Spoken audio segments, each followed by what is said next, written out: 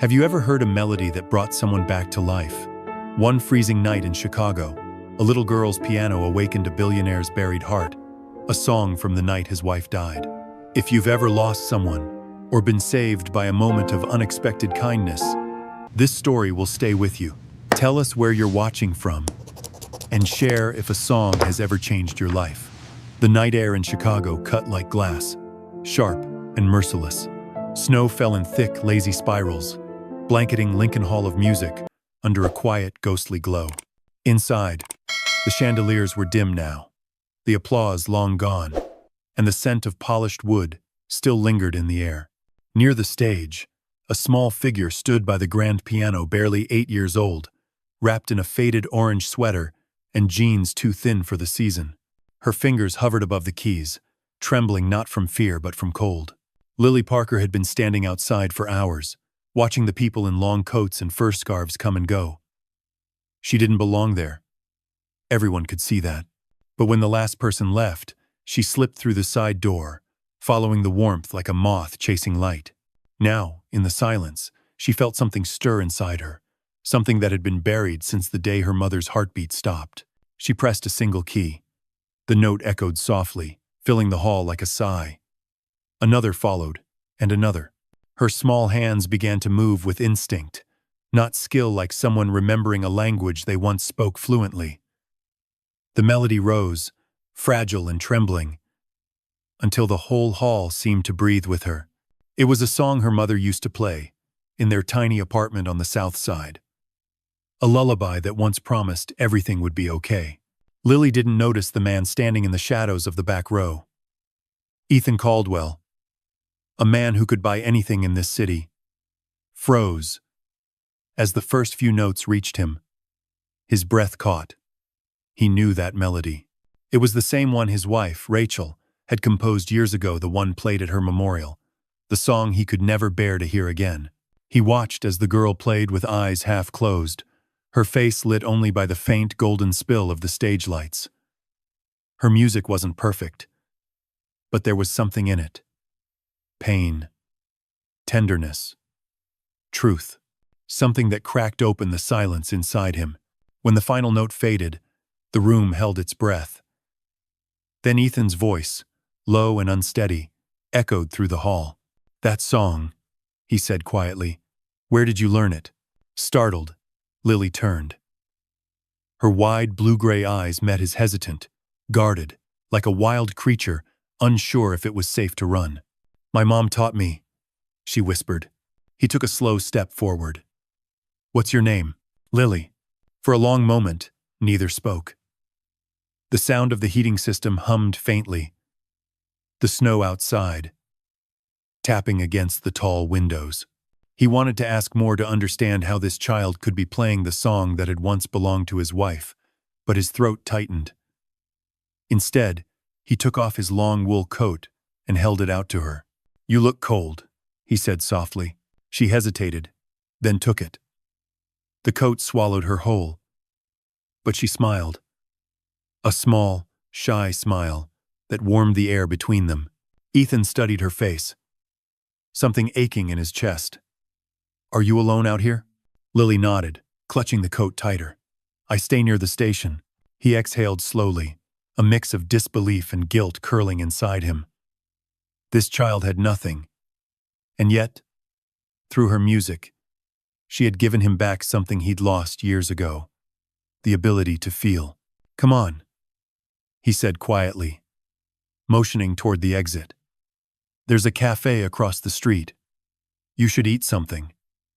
She hesitated again, then followed, her small shoes squeaking against the marble floor. As they stepped out into the snow, flakes clung to her hair, and she looked up at him with cautious wonder. "Will they let me come back here?" she asked.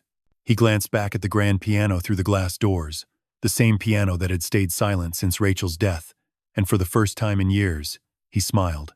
"Yes," he said softly. "Anytime." But as they crossed the street, Ethan couldn't shake the thought that refused to leave his mind. How did that little girl know Rachel's song? And somewhere behind them, inside the dark concert hall, the lid of the grand piano creaked open again, though no one had touched it. The next morning, the storm had calmed, but the city still wore its white coat of silence. Ethan Caldwell sat in his glass-walled office, overlooking downtown Chicago, yet his mind was still inside Lincoln Hall. He couldn't stop hearing it. The fragile, trembling melody played by that little girl.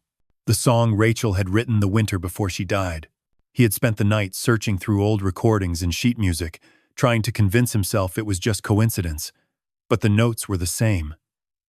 The pauses, the phrasing, it was Rachel's heartbeat in sound. By noon, he gave up pretending to work. He grabbed his coat and told his assistant he was going out. A half-hour later, his car stopped in front of a red brick building with peeling paint and a crooked sign that read Street Mary's Shelter for Children. The air outside smelled of rust and old snow. Children's laughter drifted faintly from the yard. Inside, the walls were cracked, the lights too dim. A tired-looking woman with gray in her hair met him at the door. "Can I help you?" she asked, her tone cautious. "My name is Ethan Caldwell," he said, and her expression shifted instantly. Respect mixed with surprise. "I'm looking for a little girl named Lily Parker." At the mention of the name, the woman sighed. "Lily? She's one of ours. Sweet kid. Quiet. Always humming to herself." "Why do you ask?" "I heard her play piano last night," Ethan said. "At Lincoln Hall." The woman blinked. "She sneaks off sometimes, says she likes the big piano." Then, lowering her voice, "She lost her mom last year. Heart condition. Never knew her father. The music's all she has left." Ethan's jaw tightened. "Can I see her?" Moments later, small footsteps echoed down the hallway. Lily appeared, wearing the same oversized coat he had given her, sleeves dragging over her hands. When she saw him, her face lit up in surprise.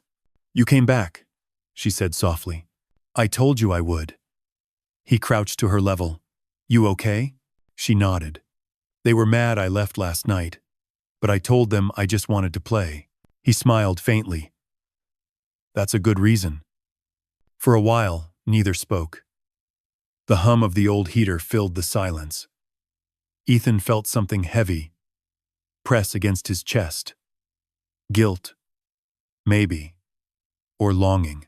Finally, he asked, "Would you like to come back to the concert hall today? Play again, this time with the lights on." "Hoo-ha." Lily's eyes widened. "Really? You mean it?" "I mean it." The woman, Mrs. Miller, hesitated but finally nodded. "Just be sure she's back before dark." An hour later, they were standing once more inside Lincoln Hall. The air was warmer, sunlight slipping through high-arched windows. Lily walked to the grand piano, like someone approaching an old friend. Ethan followed quietly, his polished shoes echoing on the marble. She sat down, brushed the dust off the keys, and began to play. This time, the melody was fuller, stronger. Ethan closed his eyes, letting each note settle deep inside him. It felt like Rachel was there again, sitting just behind him, whispering that it was okay to breathe. When Lily finished, she turned toward him nervously. "Did I do it right?" He nodded slowly. "You did it beautifully." Then, after a pause, he added, "Would you like to learn more? About music. About playing the way my wife used to?" Her mouth fell open. "I could never afford that." "You won't have to," Ethan said. "Just promise me one thing. Keep playing." She smiled then, the kind of smile that seemed to light the empty hall. As he walked her back to the shelter that evening, snow began to fall again. Lily clutched his coat tightly around her, humming the melody softly under her breath. Before she went inside, she turned back to him. "Will I see you again?" Ethan looked up at the glowing windows of Lincoln Hall across the street, and something inside him settled. "Yes, Lily, you will." But as he watched her disappear into the doorway, a strange thought crept into his mind, a memory too specific to ignore. Rachel had written that song for someone. The dedication on the sheet music still haunted him, for the child who will need it most.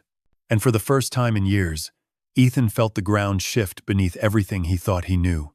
The winter sun slipped weakly through the tall windows of Lincoln Hall, scattering faint gold across the stage. Dust floated in the light, like slow snow. Ethan waited near the piano, checking his watch. She was late, but only by a few minutes. Then, through the heavy doors, he heard the quick patter of small feet and the unmistakable sound of her laugh. Lily ran toward him, cheeks pink from the cold, clutching a small notebook. "I wrote something," she said breathlessly, holding it out. "It's not perfect, but it's mine." He smiled, taking the notebook carefully, as if it were glass. Inside, crooked pencil lines sketched uneven notes. "You wrote music," he said softly.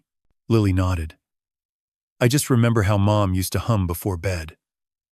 I wanted to hear her again." Ethan swallowed hard. "Then let's see what she sounds like." He motioned to the piano bench. She climbed up, legs dangling above the floor, and began to play. The melody was rough, simple, but pure. Ethan sat beside her, guiding her small fingers across the keys, teaching her to press lighter, to breathe with the rhythm. His voice softened. "Music isn't about being perfect. It's about being honest." The lessons became their ritual. Every Saturday, Lily came to the hall after breakfast, and they played until sunset. He showed her scales, timing, balance. She showed him how to feel again. Between notes, she'd tell him about the other children at Street Mary's, their fights, their dreams, the tiny kindnesses that kept them going. Ethan listened, sometimes smiling, sometimes too moved to speak. But not everyone saw their meetings the same way. One gray afternoon, Mrs. Miller from the shelter called Ethan. Her tone was tight. "Mr. Caldwell, I understand you've been spending time with Lily. People are starting to talk. The board thinks it's unusual." "She's a child with talent," Ethan said evenly. "I'm helping her, nothing more." "Even so," the woman sighed. "We can't let her skip chores or disappear for hours. It's against the rules." When Ethan hung up, anger rippled beneath his calm exterior. Rules. Always rules. Rules had kept his wife from getting the funding she needed for her foundation. Rules had left children like Lily behind. That weekend, he didn't tell Lily about the call. Instead, he brought her a small digital keyboard. "So you can practice," he said. Her eyes went wide. "For me?" He nodded. "For you, and for your mother." But when Mrs. Miller found the keyboard in Lily's dorm later that week, she scolded her for expecting handouts. Lily cried that night, and the sound of it reached Ethan's office through the message she left on his phone. "I'm sorry. I didn't mean to get in trouble. I won't come anymore." The next morning, before dawn, Ethan stood at the shelter gates with a donation letter in his hand. He didn't announce his name. He just handed the envelope to the guard. Funding for new clothes, meals, and music lessons for every child at Street Mary's. The memo line read simply, "For the children who still believe in sound." That weekend, Lily showed up at Lincoln Hall again, hesitant but smiling. Mrs. Miller said, "I can come now." She said someone helped the shelter. Ethan only smiled. "I'm glad to hear that." They returned to the piano, where she played stronger than ever, her small fingers dancing over the keys.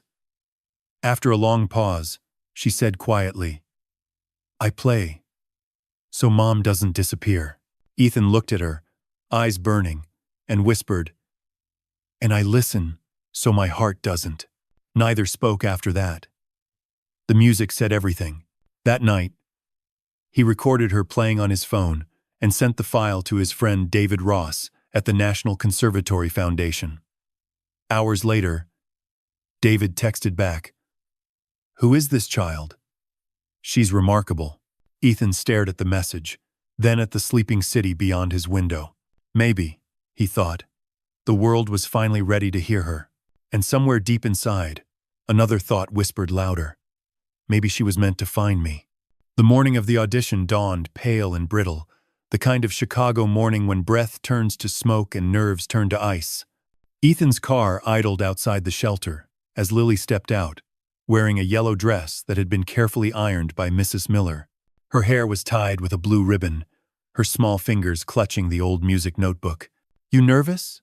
Ethan asked gently as he opened the car door for her. Lily bit her lip. "A little. My stomach feels funny." He smiled. "That just means you care. Everyone feels that way. Before something important." Then, after a pause, he took off one of his silver cufflinks and pressed it into her palm. For luck, it belonged to someone who believed in impossible things. Her fingers closed around it, like it was treasure.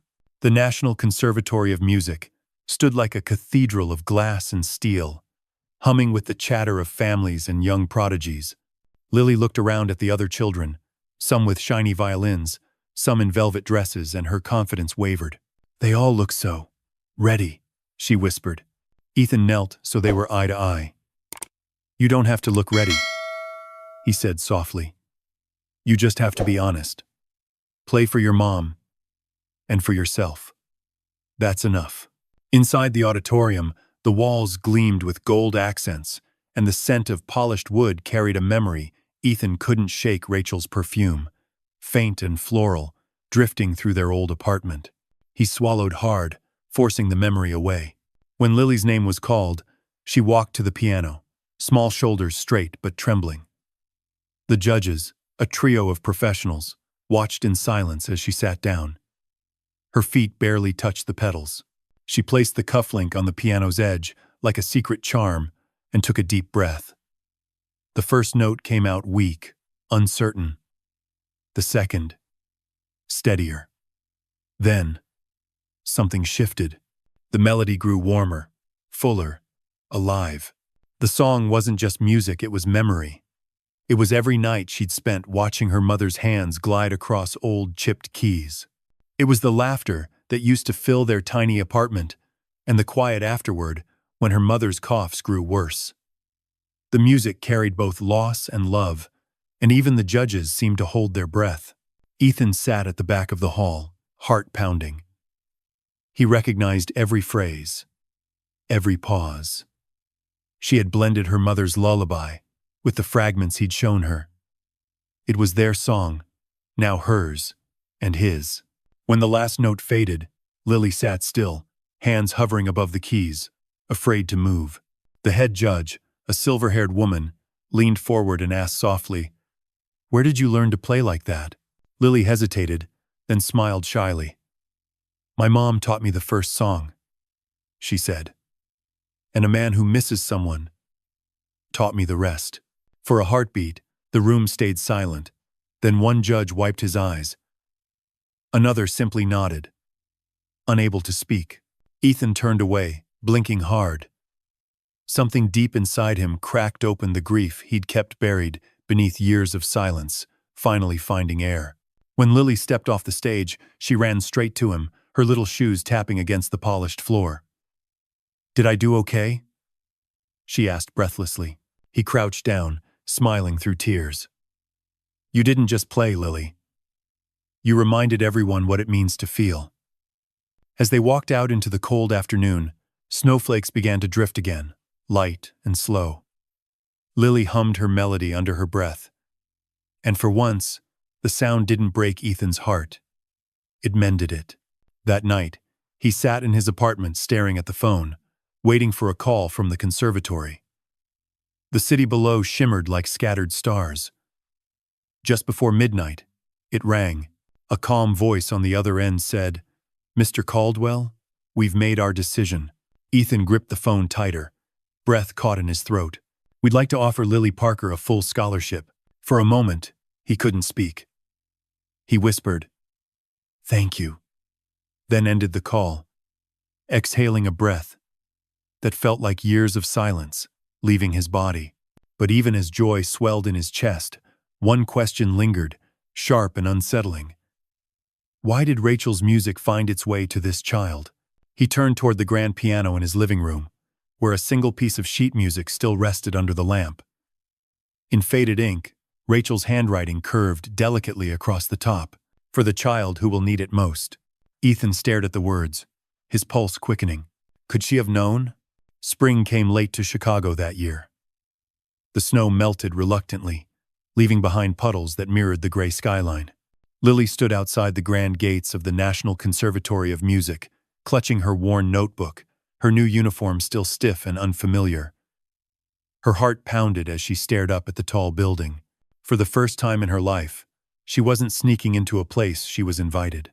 Ethan waited beside her, hands in his coat pockets, watching her take it all in. "Ready to make some noise, kid?" he said with a faint smile. She grinned, nervous but glowing. "I'll try not to break the piano." Inside, the conservatory buzzed with sound scales drifting from practice rooms, laughter echoing down marble halls. To Lily, it felt like walking into a world made of dreams. But dreams, she soon learned, could be a little cruel.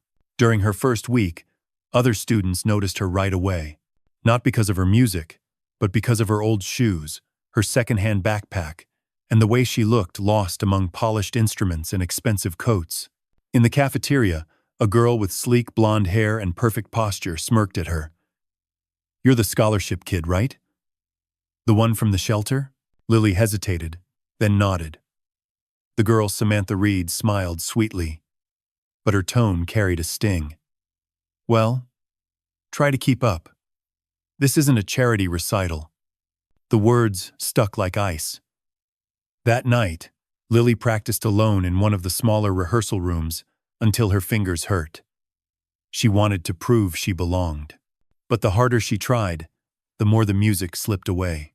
When Ethan called to check on her, she forced a cheerful tone. "I'm fine, just tired." He wasn't fooled. "Lily, you don't have to be perfect.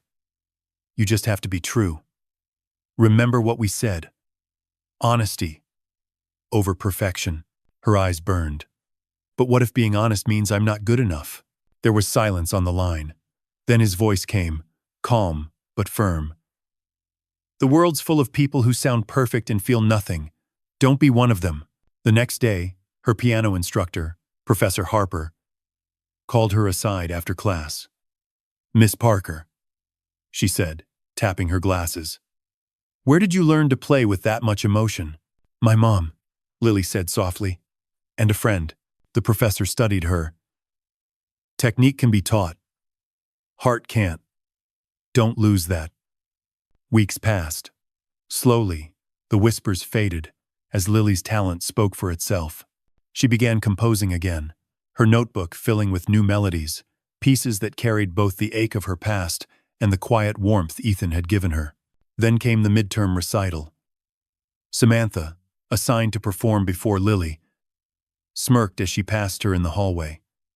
"Try not to trip on stage," she whispered. When Lily reached the piano, her heart raced. But as she lifted her hands, something strange happened. Her sheet music was blank. Someone had swapped it. Gasps rippled through the audience. Panic surged, but then she remembered Ethan's words. Honesty over perfection. So she closed her eyes and began to play. Not the prepared piece, but her own melody. The one she had written for her mother. It was raw, uneven, but full of life. When the last note faded, the hall was silent. Then, slowly, the audience rose in applause. Professor Harper smiled from her seat. "That," she said to her assistant, "is what music is supposed to do." Backstage, Samantha looked away, cheeks flushed with shame. Lily only smiled gently. "It's okay," she said quietly. "Sometimes we all forget why we started." Later that night, Ethan called. "How'd it go?" She laughed through tears. "I think I made them feel something," he chuckled. "Good. That's all that matters." As she hung up, Lily looked out her dorm window, toward the glittering city skyline. For the first time, she felt she wasn't just surviving, she was becoming. But somewhere across town, in the quiet of his penthouse, Ethan sat at the piano, staring at an old photo of Rachel. The faint ache in his chest had returned. He pressed a key, and the note wavered like a warning. Outside, thunder rolled over the lake. The days grew longer, and spring warmed the city, but inside Ethan Caldwell's penthouse, the air felt heavier than ever. The piano sat open near the window, its polished surface reflecting the afternoon light. He pressed a few keys, slow and uneven. The sound should have been warm, but it came out hollow, like something missing its soul. He hadn't been sleeping. The old chest pains had returned, faint at first, then sharp enough to stop him. Mid-sentence during a meeting, his doctor warned him to slow down, but Ethan only smiled. "You don't slow down when someone's counting on you," he said. That night, he opened the wooden box of his late wife's belongings. Inside were faded photos, a silver ring, and a folder of music drafts. He flipped through until he found a letter Rachel's handwriting looping across the page. "Ethan, if I can't finish what I started, promise me you'll help the ones who still believe in sound." The words hit harder than the pain in his chest. Maybe Lily wasn't a coincidence. Maybe Rachel's melody had found its way to her for a reason. He called David Ross the next morning. "I want to fund something," he said. "A foundation. For kids like Lily. For Rachel." They worked for weeks, setting up the Rachel Parker Foundation, a scholarship and outreach program for underprivileged children who loved music. Ethan poured himself into it, staying up late to review proposals, ignoring the tightness in his chest. When Lily called to tell him about her next recital, he could barely keep his breath steady. "I'll be there," he promised. But the night before the gala announcement, his body gave out. Alone in his office, he reached for his phone, the screen blurring. The sound of a piano filled his head. Lily's melody, soft and distant. Then everything went black. When he woke, the world smelled of antiseptic and quiet. A heart monitor beeped beside him. Lily sat by his bed, clutching his hand, her eyes red from crying. "Hey," he rasped. "Did I miss your concert?" She shook her head, smiling through tears. "Not yet. But you scared me." He squeezed her fingers weakly. "Guess I needed a reminder I'm still alive." Lily laid her head against his arm. "You're not allowed to leave yet," she whispered. "You still have to hear the song I wrote for you." He smiled faintly, his voice barely a breath. "Then I'll hold on until I do." Outside the hospital window, rain tapped softly against the glass. In the reflection, Ethan saw not the face of a man worn down by loss, but the faintest trace of light. The kind that comes just before dawn. And deep inside him, one thought echoed. Rachel. She's your promise. She's how you'll live on. 5 years later, the city shimmered beneath strings of golden lights as limousines pulled up outside Lincoln Hall. The banner above the doors read, "The Rachel Parker Foundation Gala, celebrating the gift of music." Inside, Ethan sat near the back row, a gray thread running through his hair, his heartbeat slower now but steady. Around him, donors mingled in suits and gowns, glasses of champagne catching the glow of chandeliers. But he wasn't watching them, his eyes were fixed on the stage, where a young woman in a pale blue dress adjusted the piano bench. Lily Parker, now 13, carried herself with quiet confidence. Her fingers brushed the keys as she looked out at the crowd, then at Ethan. Their eyes met for a heartbeat. She smiled a small, private smile that said, "This is for you." The lights dimmed. A hush fell. Then she began to play. The music started softly, like snow falling on water. But beneath the calm was strength, a pulse of hope that grew with each phrase. Ethan recognized the echoes of Rachel's lullaby woven through Lily's own melody. It wasn't imitation, it was transformation. The girl had taken grief and turned it into light. As the song built, flashes of memory flooded him. That night years ago, when he found her shivering in the empty hall. The first time, she smiled through his oversized coat, the way her small hands trembled over the keys. And now, Here she was commanding a stage full of people, her music filling every corner of the room. The final note lingered like a breath that refused to leave.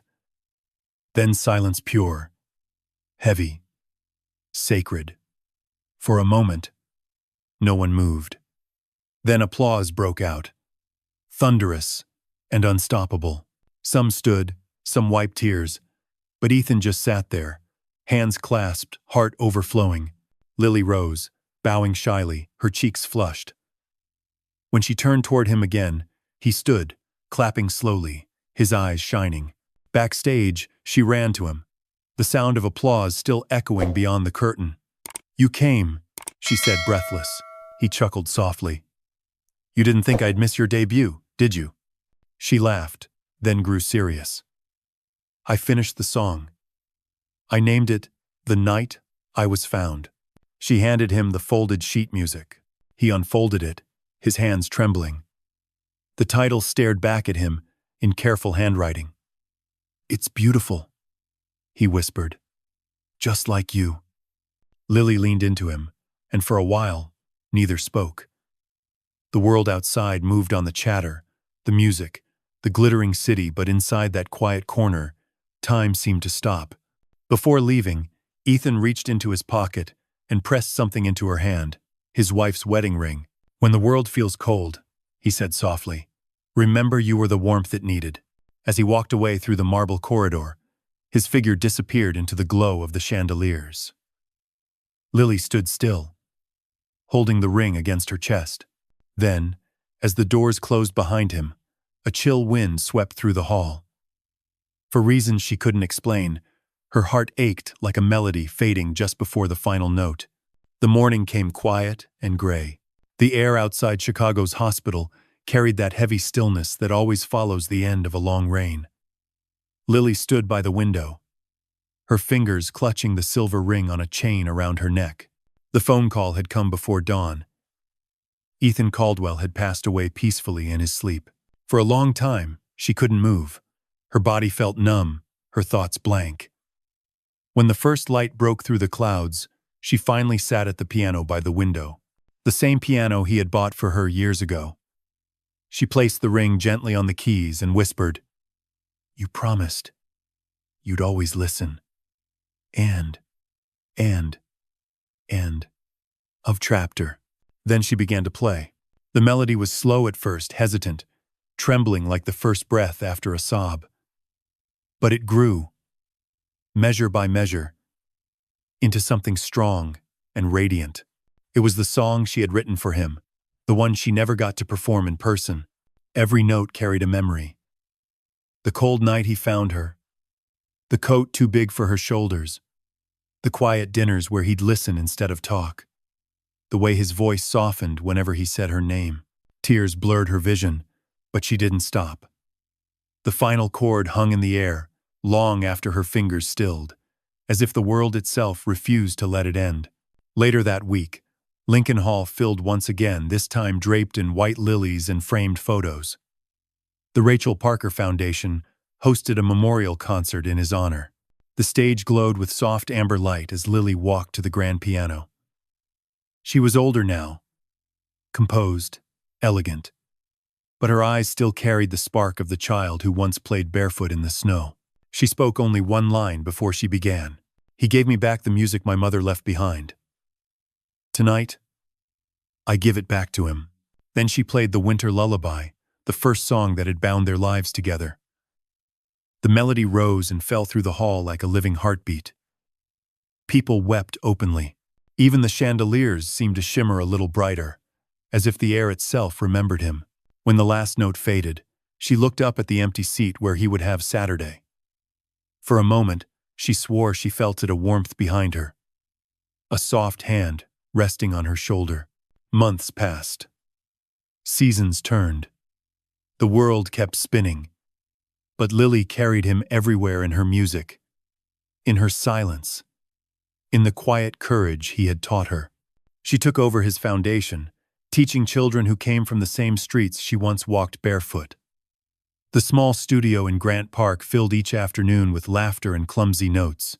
One evening, as the sun melted into the lake, She watched a little boy struggling to reach the pedals of a worn piano. She smiled and knelt beside him, guiding his small fingers gently across the keys. "See?" she said softly. "Music isn't about being perfect. It's about telling the truth." The boy grinned, the same way she once had, and began again. As the sound of music filled the room, Lily turned toward the window. The city outside glowed in warm gold, and for a fleeting second, she thought she saw him there. Ethan, standing by the glass, smiling with quiet pride. She didn't blink. She didn't speak. She just whispered the words she'd never had the chance to say aloud. "Thank you for finding me." And as the last light of day slipped behind the skyline, the melody continued soft, steady, endless, carrying his memory into every corner of the world he'd left behind. The melody that stayed reminds us that kindness, no matter how small, can change the entire course of another person's life. And often, our own. It's a story about how music becomes more than sound. It becomes memory, healing, and connection between souls who were never meant to meet, yet needed each other most. Through Ethan's quiet redemption and Lily's innocent strength, we learn that love doesn't end with loss. It transforms into purpose, compassion, and legacy. The story urges us to see beyond wealth, beyond grief, to the simple truth that giving someone hope is the purest form of success. It whispers that even in the coldest winters of our lives, a single act of care, a single melody of understanding, can bring warmth back to a silent world, proving that the heart, once opened, never truly closes again.